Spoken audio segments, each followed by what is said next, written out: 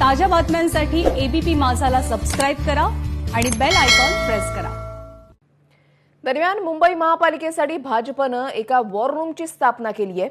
कशी आहे ही war room पाहूयात। आपण सध्या मुंबई भाजपच्या दादरच्या वसंत स्मृती कार्यालयात आहोत आणि त्या ठिकाणी आपण भाजपा मुंबईचा हे सेवा सेतू कार्यालय पाहतोय। या कार्यालयाचं वैशिष्ट्य हे आहे की मुंबईच्या 227 वॉर्डांमध्ये ठिकठिकाणी काय समस्या आहेत याचं हेल्पलाईनद्वारे माहिती घेण्याचं काम या ठिकाणी होणार आहे। आपल्यासोबत प्रतीक करपे आहे जे सोशल मीडियाचे संयोजक सुद्धा आहेत आणि या ठिकाणी ही सर्व टीम जी आहे ही कशा पद्धतीने काम करणार आहे त्यांच्याकडनं समजून घेऊया। एक हेल्पलाईन नंबर येत्या एक आठवड्यात मुंबई भाजप रिलीज करेल।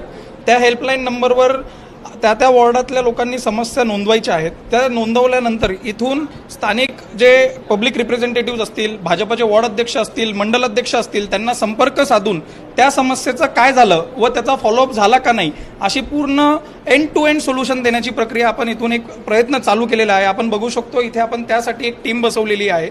2022च्या निवडणुकीची तयारी ही आत्तापासूनच सुरू झालेली आहे आणि जे ब्रीदवाक्य या ठिकाणी आपण पाहतोय भाजप येणार आणि मुंबई घडवणार हेच ब्रीदवाक्य घेऊन या ठिकाणी मुंबई महानगरपालिकेचं रणशिंग भाजपने फुंकलेलं दिसते। कॅमेरा पर्सन जावेद भाई सोबत ऋत्विक भालेकर, एबीपी माझा, मुंबई।